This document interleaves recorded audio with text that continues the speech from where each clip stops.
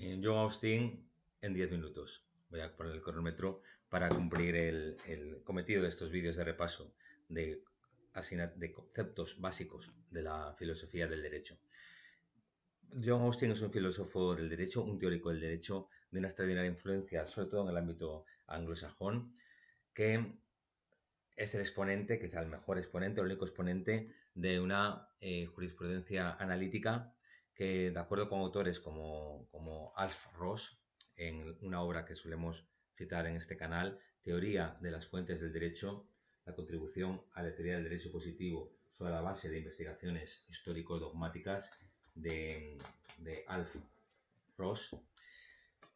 Su influencia es tal, decíamos, que para Ross son tres los periodos en los que puede distinguirse o dividirse la historia del pensamiento jurídico inglés, y es justamente sobre el eje Austin, ¿no? Pues las teorías pre-austinianas, John Austin y todo lo que vino después. El- la principal obra de John Austin es de 1832.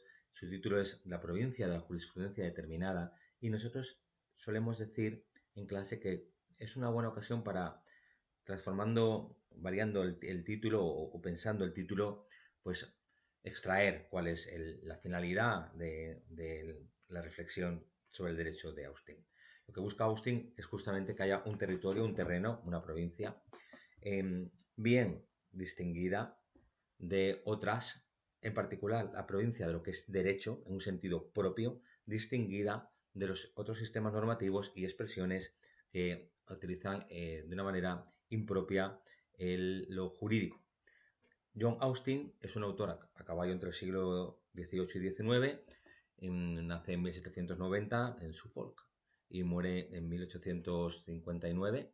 Y yo creo que si seguimos un poco el hilo de este canal, son tres las grandes concepciones positivistas del derecho del siglo XIX: la francesa a través de la escuela de la exégesis, la alemana a través de la jurisprudencia de conceptos y la inglesa a través de la jurisprudencia analítica. Es un autor que ha pasado a, a los estudios de la filosofía del derecho por ser el que, a su vez, expone una teoría normativista, imperativista del derecho, por el cual o bajo la cual el derecho sería un sistema de normas que emanan de un soberano, que, provistas de una coacción o coerción, coacción o coerción, van dirigidas o orientadas a la ordenación de la sociedad. Mm, Otra aportación fundamental de John Austin en esa perspectiva analítica, pues, fue la separación de la teoría general del derecho de la filosofía del derecho. La teoría general del derecho tiene un carácter, una naturaleza descriptiva de aquellos conceptos que desbordan las ramas de un ordenamiento jurídico, lo que es laboral, civil, penal, que estudia su estructura interna, su coherencia. Por eso sería partidario Austin de un estudio como ciencia en facultades, alejado de la carácter más profesional, más gremial, que era tradicional en Inglaterra. Vamos a ver qué dice Alf Ross de una selección de párrafos que os he seleccionado de esta obra. Ya digo, la teoría de las fuentes del derecho, que está editada en la colección El Derecho y la Justicia del Centro de Estudios Políticos y Constitucionales. Es en la exposición histórica que Ross hace del desarrollo de Inglaterra, por cierto, en una mala indexación de esta editorial, que hace que repita los números de los epígrafes, que contiene un capítulo en referencia al propio página del capítulo, pero bueno, no perdamos mucho tiempo con esto. A partir de la página 129 del libro de Ross, se hace una introducción a la relación entre el derecho continental y el pensamiento jurídico inglés. Y ya sobre Austin dice Alf Ross: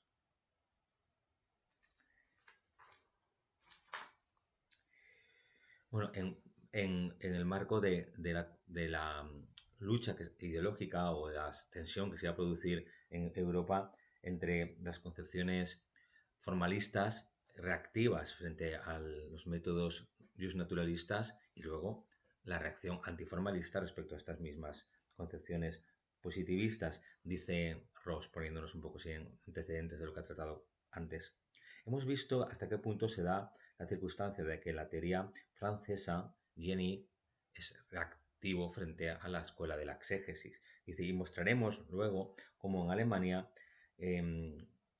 la separación del problema jurídico-político, de su vinculación con la política y la reacción anterior de la escuela histórica del derecho frente a las especulaciones de corte naturalista, da lugar, decía Ross, a una amalgama donde todavía no aparece separado de qué influencia es cada una de las ideas. Dice, pero eso no se da en Austin. Austin es un autor claro. Dice, no es casual que el único trabajo de Austin, que publicó, se entiende, ¿no? Province of Jurisprudence Determinate, es la síntesis de su infatigable esfuerzo por expresar la positividad del derecho.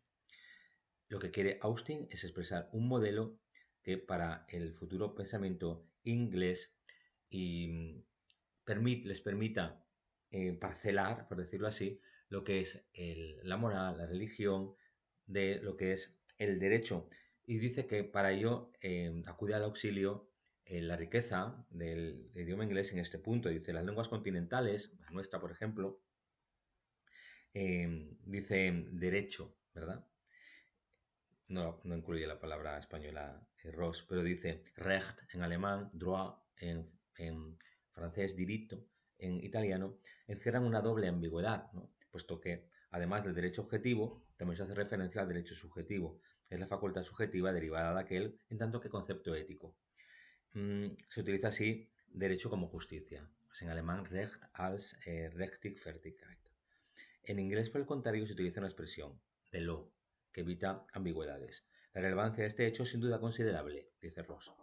El uso del lenguaje en el continente da voluntariamente a la pregunta ¿qué es derecho? Un matiz ético, lo que lleva con facilidad al uso del lenguaje inglés a separar ambos puntos de vista. No resulta difícil decir it is law, es derecho, pero no es correcto, but is not right.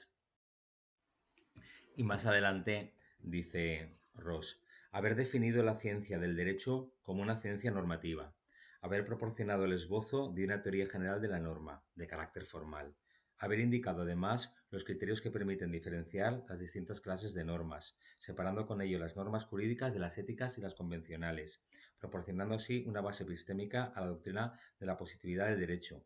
Esta gran proeza, dice Ross, digna de Kant, o de un Kant, y que en los tiempos más recientes se ha materializado también en otros ámbitos de saber, se ha materializado en otros ámbitos de saber como fruto inmanente de su pensamiento, fue realizada por el inglés John Austin en una serie de conferencias de 1828 a 1832. Bien, y ya para terminar con una última idea, siguiendo de nuevo a Alf Ross, dice, el método de Austin puede interpretarse del modo siguiente. De la distinción entre las leyes propiamente dichas, laws, properly so called, de las law improperly so called, esa distinción entre las normas en sentido propio e impropio, que luego las califica como commands, y luego puesto en relación con aspectos, por ejemplo, como el emisor, da lugar a unas distintas tipologías, ¿no? Distinciones de grupo, pues en esa poética o esa forma de hacer de teoría pues tan analítica, la distinción pues desde los mandatos establecidos por Dios, que son leyes religiosas, las laws of God, que serían impropias, las law metaphorically so called, que es como se apela a las leyes, como apela o define Austin a las leyes naturales de la época del justnaturalismo racionalista. Y bueno, hace 4 grupos finalmente Austin, el derecho inmediatamente emanado y directamente originado, por ejemplo, pues un acto parlamentario, derecho inmediatamente emanado e indirectamente originado, que yo creo que ahí no dice ningún ejemplo, no pone ningún ejemplo, derecho inmediatamente establecido y directamente originado, derecho inmediatamente establecido e indirectamente originado, en fin. la preservación de la positividad, de un marco y de un terreno delimitado según esa definición austiniana del derecho como mandato de un soberano con coerción, o través de cuya coerción garantiza el cumplimiento de esas normas dirigidas a la orientación de una conducta, pues es un gran ejemplo de esa forma de comprensión del derecho del siglo XIX que significa o supone un intento de convertir el derecho en un estudio de una ciencia rigurosa como corresponde a las teorías positivistas del siglo XIX. Pero eran 10 minutos y tenemos que acabar aquí. Gracias.